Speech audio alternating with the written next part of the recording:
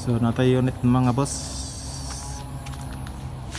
Oh, gitu lang ni dire kay tagtik ng andar. Ito yung gitan ang clearance saya ang barbula. Mga ito ng lista. Sa inyo unsa kay sulti naman eh. Okay ba nga clearance? Medyo ipit man dagko man kayo ni. Tagtik man kayo.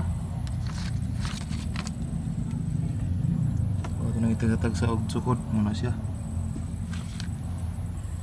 Okay, kay na plaster man nato og panaod.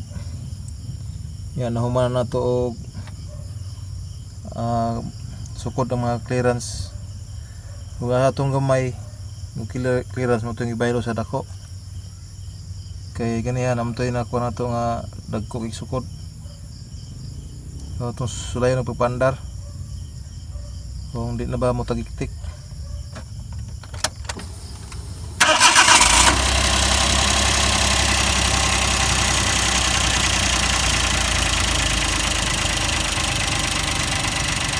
So okay, wala yung kuan tagiktik.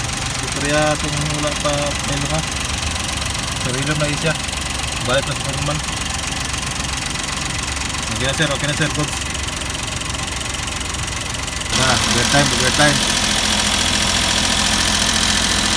Bugas.